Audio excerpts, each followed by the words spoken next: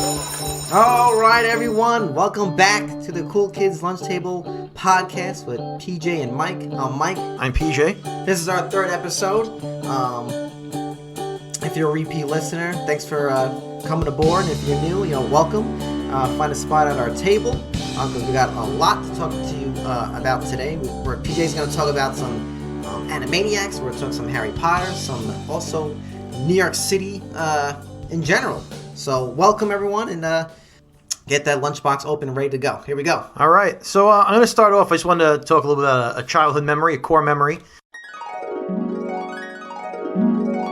One of the things I remember most, right, when we were kids in school, is the minute school was over, you wanted to rush home. Like, I always wanted to get home because cartoons started like 3 o'clock, right? Mm-hmm. You're getting out of school at like 2:30, and you didn't want to miss those cartoons because I loved getting home for like Batman the Animated Series and Gargoyles and all those kind of shows. But my favorite of all the after-school cartoons was always the Animaniacs. I just had... Oh, wow. I didn't know that. I had an affinity for that show. I loved it. It was entertaining. It was funny. It was for kids, but the jokes on that show hit for kids, but also hit for a little bit of an older audience. Mm-hmm. There was a lot of Bill Clinton jokes on that show for a cartoon. And it was musical, so it kept your attention as a kid. And I just always loved it. But yeah, one of my core memories is like I got to get home for after-school TV, after-school cartoons. I used to love it. So not that long ago, I saw that there was going to be an Animaniacs live concert. I'm like, that sounds fun. Like, I'm sure they're going to sing all the songs from the show. And turns out they were doing it right here on the island. They were doing it in Patchogue. So I'm like, oh man, I'm going to go. It was a cheap ticket. And I'm like, it has to be fun. I remember the show as a kid. I loved it. So we got tickets, and I went to see Animaniacs live this weekend. Right. And it was a blast. First of all, it was 2 hours.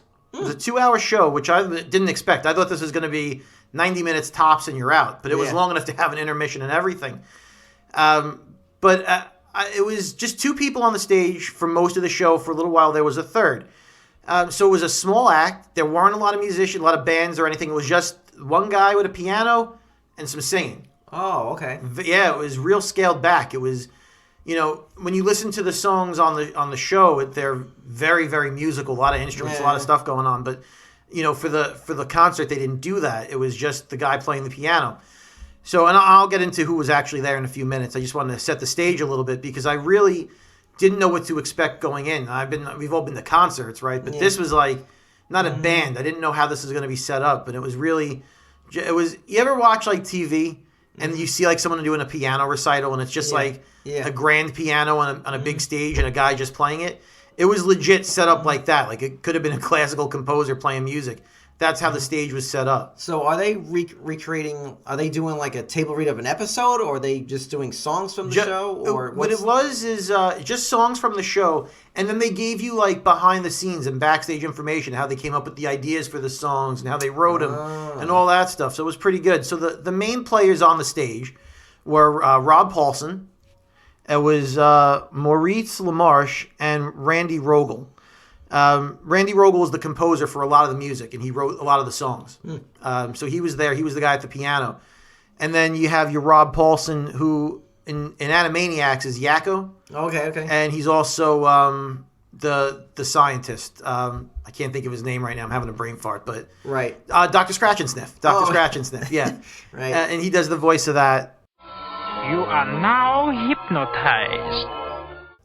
But outside of Animaniacs, Rob Paulsen is like the voice of our childhood. He was in Darkwing Duck as one of the villains. He was Steelbeak. I don't know if you remember Steel. Yeah. Okay, he was like a chicken with a metal beak. Yeah, he did that. He was in the 1980s, what is it, 7 Ninja Turtle cart, like the original. Oh, yeah. He was, I believe, Raphael in that. Wow. Yeah, and then he was in... he actually did in the reboot cartoon for Ninja Turtles that came out a few years back on Nickelodeon. He was Donatello. Wow. He was in a couple of other things too. He did a lot of voices in Tiny Toons. He did a lot of voices on Transformers, Scooby-Doo, Thundercats. He did some voices on Thundercats. Hello. Right. Yeah. And Jimmy Neutron, he was Carl. Yes. Are you going to finish that croissant? Wow. Right? Like pretty eclectic. Yeah. And Maurice LaMarche was there also. He is the brain on Animaniacs. He's another guy that I So didn't. he's Brain from Pinky and the Brain. Yeah, he's Brain from Pinky and the Brain. And I didn't know that he did so many other things that I watched as a kid. Mm-hmm. Egon Spengler from the Ghostbusters cartoon. He was Inspector Gadget. Wow. Okay. Yosemite Sam. Tons of voices on Futurama. You watched Hey Arnold, right? Yeah. You remember Helga Pataki? Her father? Wow. He was Bob Pataki of the Beeper Empire. Wow. Right? And here was one that really I would never have guessed. Toucan Sam. Just follow your nose for the fruity tasted show. Whoa. Yeah, Fruit Loops. Right. So like I said, these guys were the voice of like my childhood. Right. So it was cool to see them on stage. So the way it starts off is like they come out there, they introduce the songs or whatever, and they're singing, they're doing their thing. But they introduced a little bit of the history of what the Animaniacs were and the backstory of the show. And I don't think as a kid I realized this. The idea was that these were 1930s cartoon characters. Wow. Yeah. I had no clue. That was the backstory of the show. They're not in real life. They were created obviously in like, 94 or whatever it was. Or I don't remember what year it came out. Yeah. But the actual idea, the plot of the show was that these were 1930s cartoon characters, black and white cartoon characters that had like that vaudeville style of comedy, like slapstick and people falling down. And they get locked in the tower, in the water tower, because that sort of comedy is phased out and it's not funny anymore. And Warner Brothers Studios doesn't see any profit in them, so they want to get rid of them. They lock them in the tower. Right. And I didn't know that the origin of the characters or whatever were like that rooted in Hollywood. And so I thought that was interesting. I had no idea about that. So I thought it was cool to learn a little bit about the history of the characters, because when you're a kid, that stuff flies over your head. You just think they're goofy characters. They tell some stories about how they were promoting it and all this other things. Apparently, originally, the characters looked like more like Mickey Mouse. Yeah, I could see that. And they didn't. If you look at them now, they have like almost like bunny kind of ears, right? But originally, they had more of a Mickey Mouse sort of look to them. Right. I always thought they were cats. That's what I thought. Yeah, they. I don't know if they actually ever say what kind of animals they are. They call them monkeys. They call them cats. They call them dogs. Right. But one of the things they did, and this is what they started the show off talking about, and I thought this was really kind of interesting and kind of funny, is they were promoting the show, right? Because they knew it was going to be coming out. And now you've been to the Warner Brothers studio in California, in Burbank, right? So the actual water tower is there. They put a giant yakko on top of the water tower as like an advertisement. I guess like a Macy's Day balloon kind of a like prop or whatever on top of that water tower. And this is before they redesigned him, so it still had the Mickey Mouse kind of ears. And one of the studio heads in Warner Brothers was sitting in their office, and the office faced the water tower. And he had no idea that they were going to do this. They don't get big wigs don't get involved in that kind of stuff. Yeah. And he looks out his window and sees what appears to be to him Mickey Mouse on top of the Warner Brothers studio. Oh my gosh. So now they're like, he sees this and he's like, whoa. Right. We're Warner Brothers. What is Mickey Mouse doing on my water tower? Get this down immediately and redesign this character. Right. So that's why they have the look they have, was because originally to look like that 1930s black and white character, like Mickey Mouse, to show that era of cartoons, didn't work out. And the executives there were really kind of not happy with that, because it looked like they were putting Mickey Mouse on the Warner Brothers studio tower. And I thought that was a really interesting piece of information that I never knew. And that's kind of how they start the show. They tell you a little bit about the backstory of the Animaniacs. And then they go into singing some of the songs. It was incredible to me. You see these guys, you don't see the guys, you just hear them. Like their voices on stage, exactly like they sound in the cartoon. But to see the animation of themselves, like he morphs into a cartoon character. Rob Paulson, who does Yakko, might as well have been born a cartoon character. He's on the stage, and his face and his mannerisms match the cartoon. Like you'd say, this guy is Yakko. If they put this guy in a pair of tan khakis and put him in a black shirt, he might as well be the character. He gets into it. It's not just him doing the voice and singing a song. He's animated as if he is Yakko Warner. And I assume when they film, when they record the voices and stuff for the show, they probably do that, and it's probably a riot to be part of an act like this. They also went into a little bit about how they were able to record the show and get all the music in there. Steven Spielberg is the producer of Animaniacs. Yeah, I knew that. Mm-hmm. Yeah, so when Steven Spielberg is involved in something, you get a Steven Spielberg budget. Yeah. Mm-hmm. For every episode where they had to do the musical acts, right? Because they sing, in I think every single episode there's multiple songs. They got a 35-piece orchestra, and they recorded all the audio for all of these songs. They performed them on stage with a 35-piece orchestra because Steven Spielberg foot the bill to be able to put this in the show.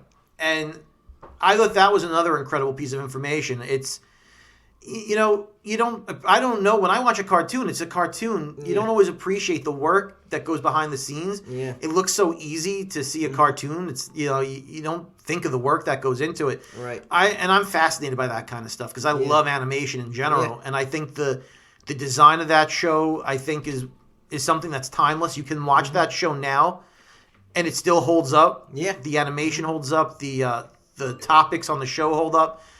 So I thought that was really interesting too. I didn't realize it was a full orchestra. I just had no idea. So they talk a little bit about that, which I thought was interesting. And they do give you a lot of behind the scenes. But I had such a great time listening to them sing the songs and hearing the backstage information. One of the things that they sang, I don't remember the name of the song. But in Animaniacs, Yakko sings a song about how you're a small part of a big universe, essentially, is the topic of the song. And it's one of the first songs they do in the concert. And they talk about in the song how the universe is so big. You're a speck in the universe as a person. And he sings the song or whatever, and they go through the whole thing. And it's a great song, and if you hear it, if you're a fan of the show, you'll probably know it. It's a great big universe, and we're all really puny. We're just tiny little specks about the size of Mickey Rooney. And then they go into how that's not the original version of the song. They had alternate takes.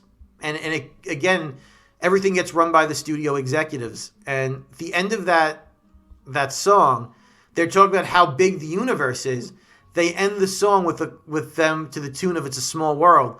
So the very end of that song is Yakko singing, but it's a small world after all. And they send it out to be, approved. Mm-hmm. And the studio comes back with notes. You can't end the song with this because I don't want to wake up tomorrow morning after the show airs and have a lawsuit from Disney because you stole their song. Yeah. Mm-hmm. And I thought that was pretty interesting, the way they had to change the songs. And like I said, I'm a nerd for this kind of stuff. Yeah. And they sang all the hits from the show, and that was one of them. Another song they did that I thought was just fantastic. You probably remember the song when he sings The Countries of the World? Yeah. Yakko's World? Oh, yeah. So they talk a little bit about that song. United States, Canada, Mexico, Panama, Haiti, Jamaica, Peru. Randy Rogel, who was the producer of that, of the musical producer on that song, actually didn't start out as a musician at all. He was in the Army, the military, I believe. They were given a little bit of a background, so I could be a little bit off, but it was some sort of armed forces or something. And he finished out with that, and then he went to college again, and he's had a corporate America job. But he said he always wanted to get into music, so he wound up just moving to Hollywood and trying to get into music, and he got a job on Batman the Animated Series. And he won an Emmy for, I guess, some of the writing and music he did for that show. Right. And while he's in his Batman the Animated Series office, he started to hear music across the hall from the Animaniacs. And Animaniacs is very show tunesy, and he wanted to be involved in it. So he knocked on the door across the hall, and he's like, I want to be part of the show. This is what I want to do. Right. I like comedy. I like music. And originally they told him no. Wow. They're like, you won Emmys for us on Batman. You don't get to be on this show. Like, we need you on the other one. Mm-hmm. And he's like, but I have the capacity to do it, and I want to do it. They made him write a song on spec. They didn't hire him. They said, write a song. If we like it, maybe we'll give you a chance. And he wrote Yakko's World. And they send it out. And I guess the writers of the show were like, this sounds like it could be a good song or whatever. They send it to Rob Paulson to perform it, to see how it sounds in Yakko's voice. And if you've heard the song, there's a lot of words in that song. Yeah. He, on his first take, records the song perfectly. Whoa. He did a Sinatra take. Yeah. It was one take. One take. He did a Sinatra take. And it was so good that they were like, well, this guy works on the show. Mm-hmm. And then these two guys form this friendship that lasts past the show. And that's why they're on tour together. Wow. Yeah, it's an interesting story. At least I thought it was. So that's how he wrote that first song, and that's how he got hired. And it was, they sing that song on the stage. And what they do, it was mind-blowing. They play the clip, the cartoon. Right. They strip the audio. And okay. He has to sing that song in time with the cartoon. Right. And he hits it. Doesn't miss a beat. Right. He hits every word on time. And it was incredible to watch because he doesn't look at the screen. Mm-hmm. He just doesn't look at the screen. He looks like in the beginning to see when the song's about to start. Yeah. And then he just sings and he looks back every so often, when Yakko's not singing because he's doing a little dance or whatever on the screen. He'll watch that and then he jumps back into the singing. It was just something. It was a spectacle to me to see someone do that and still sound. He's not a young guy anymore, Rob Paulson, but he sounds like Yakko Warner to me. He doesn't sound like he's aged. The voice sounds great. And there's no room for error on that. You have to keep in time. You're married to that thing, so it's you gotta. And that song is a mouthful. Yeah. It was something to see, man. It was really great. And I thought that was impressive. But what was even more impressive is there's a song that has Yakko and Dr. Scratch and Sniff singing. Right. He does both voices. Oh, he switches back and forth. He has to switch back and forth to Yakko and Dr. Scratch and Sniff with the German accent. Right. On stage. When they do it, I think, for the show, I think he records it separately. Yeah. And then they just put it together. But on stage, he does both parts going back and forth. And it was just incredible to see that level of talent. Like, I loved it. It was not an expensive show. It was not a packed theater because I don't think a lot of people would think to go to an Animaniacs live, concert or anything like that. Mostly adults, a couple of kids, but it was the people that were our age that watched the show when they were kids going to see it now. And it was such a good time. Like if they ever go on tour again and come back in, I might actually see him again. It was such a nostalgia trip for me to watch these guys sing these songs, and then they do the Pinky and the Brain song, and Brain sings it because he comes out and they do like a whole sketch in the voice. Rob Paulson also does Pinky. Wow. So he was able to do Pinky and the Brain. That's a really iconic duo. I mean, that show, that became a breakout characters. They broke out of Animaniacs. And got their own show. Yeah. And so they would do that on stage. That they do like a couple of skits as Pinky and the Brain. And Chief, mate, what do you want to do tonight? The same thing we do every night, Pinky. Try to take over the world. I was blown away by their level of skill and just, I don't know, man. I just felt like a kid. I felt like a kid. It sounds like, almost watching them work behind the scenes too. Like it's like you're watching them perform like how they would do it in the studio. Which is pretty cool. It was a great night. And I'm really happy that I was like a last minute thing. Like, am I going to go? Am I really going to enjoy this? Should I? And then I was like, what else am I going to do? What else am I going to do? And I'm so glad I bought that ticket because it was just it was 2-hour show. They had an intermission. It was long enough for an intermission. And, I just really had such a great time. If it comes around in someone's area, they should see it. Yeah. That's how much fun I had. But another thing that I wanted to talk about, same night, we got to to Patchogue early. Right. So just so our audience knows, we're from Long Island, New York, and out east towards like the Montauk end. If you're going that way east, Patchogue is an up and coming town. They have a villager there, and they have the Patchogue Theater there. I saw 2 concerts there. PJ saw Animaniacs. But continue. Yeah.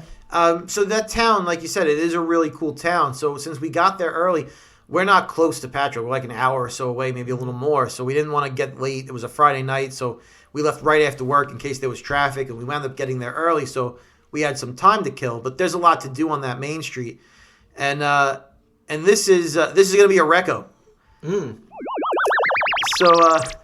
So we were walking just down the street, and we saw a pinball arcade.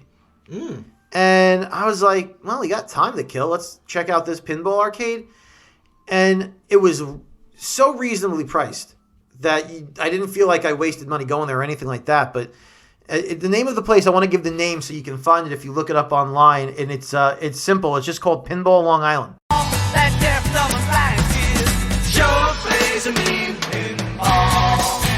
So yeah, and I'll put a link to their Instagram or their website or something on our site. But it was $20 for one person. So there was two of us. It was 40 because I went with my wife. There was $40. Well, you could play. Like, it wasn't like a time thing. Like, you get an hour, you get two. You can stay in there as long as you want. And if you leave to get food, because there's a lot of bars and restaurants on Main Street, if you show them the receipt, they'll let you back in. Oh, wow. Right? So that was, you can't beat that. So we went there, we were playing some pinball. They had a ton of different games. Like, if you're a pinball fan. Is it just strictly pinball, or is there other machines like... All pinball. There was I saw a handful, like maybe 3 or 4 other arcade machines, but all pinball. And they had, older machines too, like an Elvis machine, Indiana Jones machine, Star Wars. They sell alcohol there or anything like that? No food or drink allowed. Okay, strictly just pinball. Just pinball. They don't want anyone spilling or getting anything on those machines. They're expensive machines. Okay. Those machines, if you ever try to buy one, could go for like thousands. Oh yeah. Yeah, they're expensive. I was never good at pinball. I don't really like playing pinball to begin with, honestly. It's a very difficult game. Yeah. But I've always loved looking at pinball machines. I think they look beautiful. I love the lights, I love the noises, I love they're all kind of different. It's almost like baseball stadiums. It's not just one set design. Each one has their own different field and gizmos and gadgets and bing, bing, boom.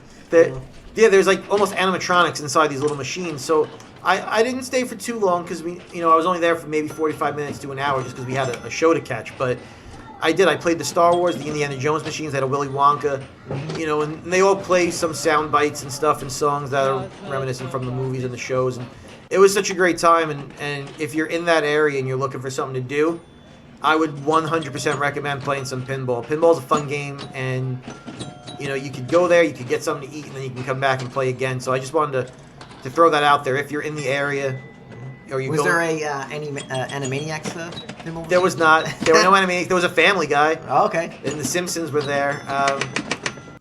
Because you're.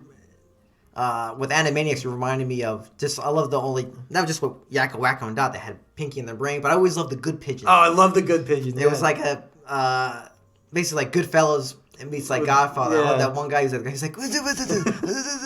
I like that one guy who was like Ray Liotta's character. He was like kind of like, the other one guy was Joe Pesci. Yeah, the other guy was just like, we got to do something for the Good Pigeons, It's like the whole kind of thing. It was great. I think Maurice LaMarche, who was there, did one of the pigeons. But oh, wow. He didn't do the voice that night, but I do believe on the show he's the voice. I love the Good Pigeons. That was like one of my favorites. That was one of the favorite skits. I just loved all that. I love that one.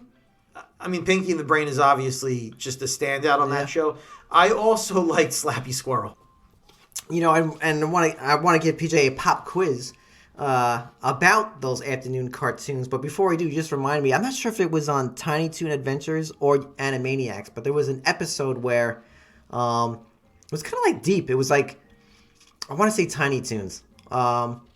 Whatever it is, I can't remember the exact episode what happens, but when a character, isn't given jobs anymore, they start to like fade away. So they might be in color, then they turn to black and white, and then they literally fade away. And I remember the episode, like, they're trying to gain relevancy. And that's what it was. I think it was Tiny Toons, because they go, how does Bugs Bunny and Daffy look still young? And they go, they're still funny. They're still going out there, and the other characters forgotten the show are fading away. And there's a new character they created, and he came back to life. They give him a job or some shit. But anyway, that was a pretty deep episode.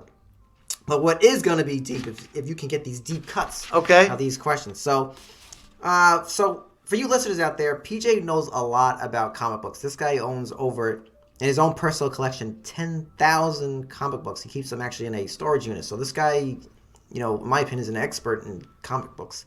So one of the hit shows on the afternoon slot, on the Disney afternoon in particular, was DuckTales. Okay. Now, DuckTales, or I should say, Scrooge McDuck was actually was created by an artist, and Disney at one point, I'm not sure if they actually had their own comic books called Walt Disney Comics. Do you know who created Scrooge McDuck? Do I know who created Scrooge McDuck? The artist. Mm-hmm. Wow, that's a tough one. And I actually own several DuckTales, Scrooge McDuck comics. As I love the DuckTales. I know they're in Duckburg, but if I don't know who created them. I don't think it was Walt Disney himself. No, I don't think it was. Walt Disney created Donald Duck. Donald, yeah, but he didn't his create nephews and all that Scrooge, crap. yeah. But this guy created Scrooge McDuck or Uncle Scrooge. I don't know who it is. Carl Barks. Wouldn't have gotten it. Okay, Wouldn't that's have gotten it. Okay, that's a tough one. Yep. And question 2, like we were saying, like I said, after school cartoons, Disney had their own thing. It was huge. And just, let me just give you this lineup. So the lineup was like at one point DuckTales. Wasn't an exact order after school, but it was DuckTales, Chip and Dale Rescue Rangers, Tailspin, Gummy Bears, and like Darkwing Duck. I mean, damn, that's like Murderer's Row. Really, that's crazy lineup. But that's like the original, basically OG. Yeah. Especially Gummy Bear. I think it's the oldest one of all those. But can you name another 4 that were kind of like, I guess you could call it the second half of the Disney afternoon before it kind of closed down. Can you remember? I have 4 here. There might be more, but these are probably the biggest ones. Okay. And one actually is a little bit obscure. All right, let me see. So 4 kind of after-school Disney cartoons. Mm-hmm. All right, I'm going to see what I can get. Well, there's Bonkers. I don't know if you have Bonkers on the list. Wow, I didn't think you were going to get that one. That's I got the one. Bonkers. Okay. Bonkers, before I answer the rest of this question, was supposed to originally be, I believe, a Roger Rabbit cartoon, and they didn't work out, and they created Bonkers. He's a police officer in Toontown. Yeah. I love Bonkers, so that was one. Holy cow, right? I want to say Gargoyles is on that. What? The 2 that I think you were going to get. I want to say Gargoyles is on that list. Damn. Okay. All right, hold on. I'm thinking. I don't know if it's on your list, but there was a Timon and Pumbaa. Oh, I don't have that on here. No, Okay, no. there was an Aladdin But I'll TV count. show also. Yes, Aladdin I have on here. There was. I'm trying to think if I can think of any other Disney cartoons. You said Darkwing Duck already. I know you said that, right? Want me to give you a hint? Yeah. He's kind of like, and you think about the Disney, like, the core 4. Was it Goof Troop? Yes. Okay. Yeah. Okay. Yeah. I always loved the theme song to Goof Troop. Goof Troop was great. I was like, yeah, man. So on Goof Troop, there's a character, PJ. Huh? Right? That's right. That's Max's best friend. Max's best friend. And just to bring it full circle, Rob Paulson does the voice. Oh, my God. From Animaniacs. But yeah, Rob Paulson does the voice of that. Holy cow. Great. Well, PJ, you definitely know your after-school cartoons, man. What an exciting time just to run off the bus, or if you get out of your mom's or dad's car, you just run inside, getting that TV, popping in. But I want to share about my adventure to New York City. Okay. I'm with my fiance. We went to the Harry Potter, they call it Harry Potter, New York. Okay. I've been, that's the big store, right? Yeah, basically, it's basically, we went there during the week, so I just want to make people know that because it wasn't crowded. So I would probably recommend if you're going to go during the week, because I can't imagine it, because it was pretty busy. We went there on a Wednesday, I think we got there around like 10:30. But yeah, basically the Harry Potter store it's just a merchandise store. It's, they got everything. They got clothes, they got shirts, they got the whole shebang. Wands. It's very expensive. Honestly, it's probably too expensive. You're better off just going to Target and getting yourself a graphic tee that says Hogwarts. But if you really want, I think it's worth getting like the wands, because the wands you can't get unless you get it maybe online, I'm guessing, or you go to Universal Studios itself. So I think it's worth it. But the clothing and all that stuff, I mean, some of these hoodies, I mean, I don't even think they look even stylish. They look almost like they're wearing costumes. I mean, that could be cool if you're into that, but it doesn't work for a con. But some of it's just too costumey looking for me. Not that terms of quality. Quality is very nicely made, but it's like something about it's like if you were to wear this, be like, well, because you don't want to walk around the street in a wizard robe. Right. Yeah, or even like a hoodie. It almost looks just off. It almost looks like you're wearing like a which if you're into that, if you're like authentic, like a prop from the show, I should say. Okay. Like a Hogwarts thing. So that's not really my flavor. But yeah, really nice store, really clean, and really they try to make it the vibe. So it's not just like like just flat, Yeah, beige walls. It's, they have columns. It looks like if you were a gift shop in Hogwarts, this is what it would look like. They got nice statues. They got the candy shop with the chocolate frogs. Looks like. I see that your friend Ronald has saved you the trouble of opening your chocolate frogs. All that kind of gizmos walking around and all those thingies going off. Yeah, I've been there, and it looks like it could fit all the theming, like if you were in Universal Studios in Harry Potter Land. Like, it looks like it's straight out of that kind of theme park. It's themed very well. Right. Yeah. So, I think if you're gonna go there and to visit, I would recommend, and I will put this on our recommendations. You go to our website and go to our tab where it says recommendations, and there you'll have anything that we recommend. We're not endorsed or sponsored by these things. It's just stuff that we enjoy and we think you would enjoy as well. But they have a virtual simulator. They have a virtual simulator. They have two. So you can do a preview, and you have to order these tickets online, guys. So they have one, I don't know the exact name, but to make life easy, it's called Dobby's Adventure, which basically you follow Dobby, this little elf-looking dude. You walk around Hogwarts inside the castle, and kind of looks like in the trail like Penrose stairs. That's like the stairs are going this way, that way, kind of crazy. And then the other one is when you follow Hagrid on a broom, and you're chasing Death Eaters. So my fiance and I chose the riding of the broom, because I get kind of motion sickness, so I said, no, that one looks like a little bit more forward motion. And when just going by the trailers, that I think the one with Dobby, just with the Penrose stairs, I'm like, oof, that looks like Vertigo is going to kick in. But, yeah, so to do the virtual thing, it's $37 per person. And it's about a 10-minute ride, 8 to 10 minutes. But basically, just to give you what it is, so you first go to a... first when you get there, you go to your check-in spot. You go by a lamppost inside the place, and someone checks you in, with their iPad, and then they walk you to this little section. It's kind of like you're waiting on a ride. It's like the waiting room, like a prep room, and then you go in there, and then they're like, oh, welcome, today they give you like the backstory. Today you're gonna help Hagrid do this and that. You put your stuff in a locker, and then before you go into the simulation room, they give you wristbands that go on the palm of your on your wrist, and it goes in the palm of your hands. They show you how to put on a headset. The headset's actually in the other room to just give you like an example of what it looks like.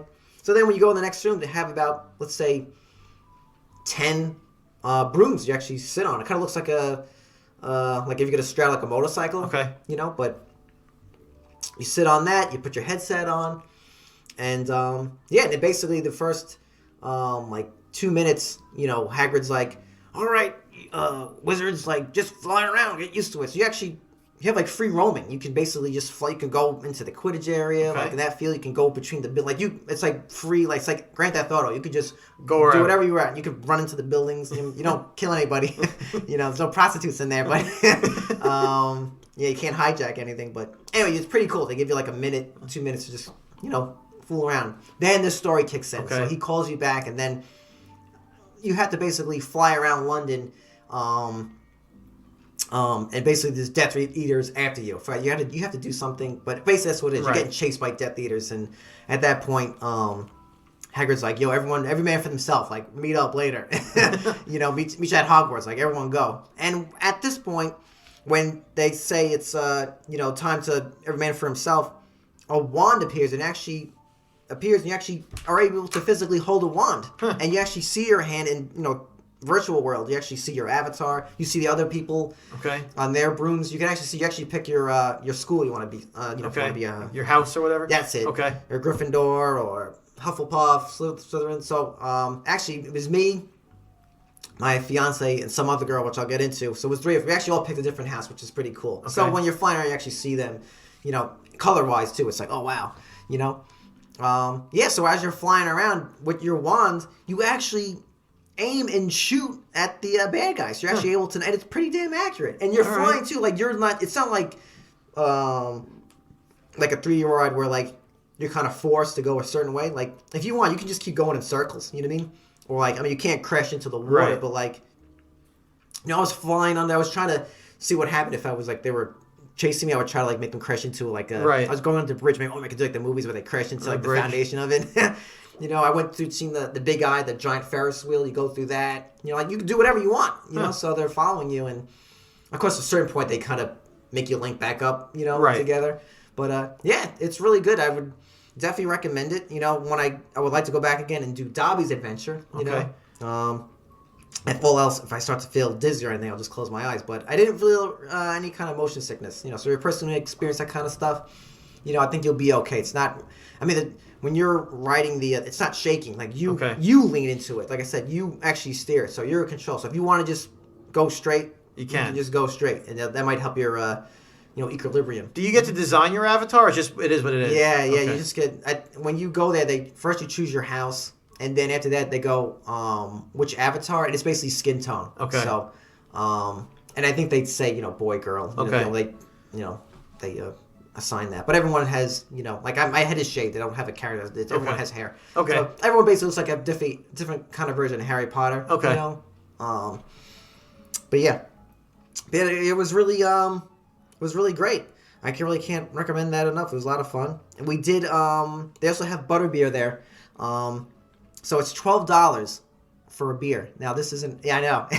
Yeah, Oof. This isn't. It's not alcohol. It's alcohol free. It's not real alcohol. It's nothing. It's nothing. It's like just, soda.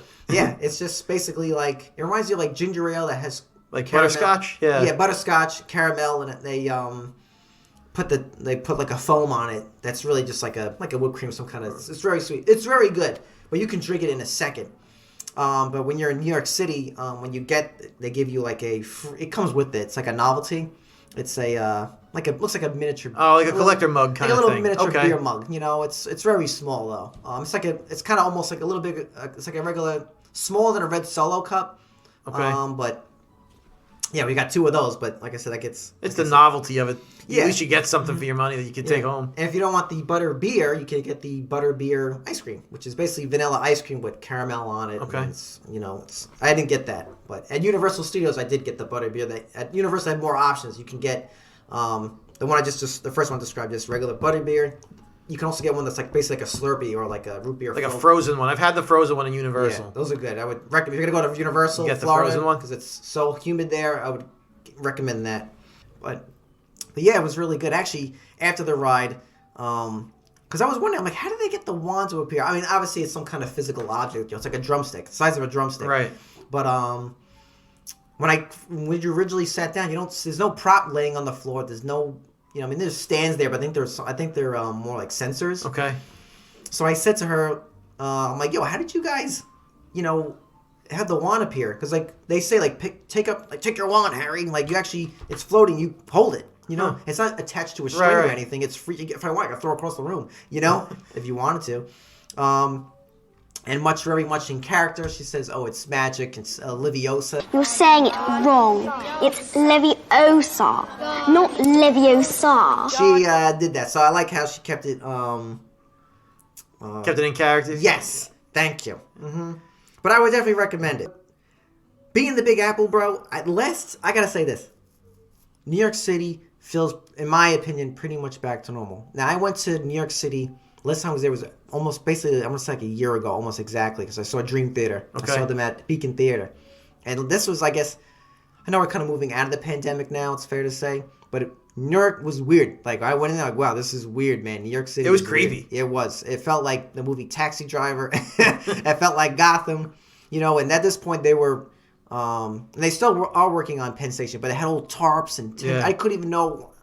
For those who want to travel to New York, ever been to New York, Penn Station, was just very blah. It was just, if you go to Grand Central, that's an immaculate, that's a work of art, that station. But Penn Station was just, I wouldn't say dingy, I think people pick on it, but it was kind of low ceilinged. It kind of felt like you're always in a subway, in the main floor. But now, returning...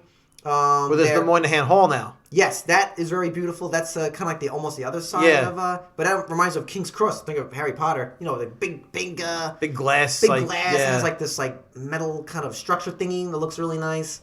Kind of also reminds me of the facade of the Back to the Future Tower. Mm-hmm. Kind of reminds me of that. And it just kind of now Penn Station looks. They did a very nice job. It's nice and clean. The taller ceilings.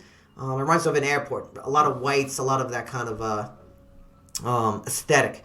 It looks really good. And, you know, I felt, like I said, felt pretty normal. I didn't take the subways to get to the Harry Potter thing.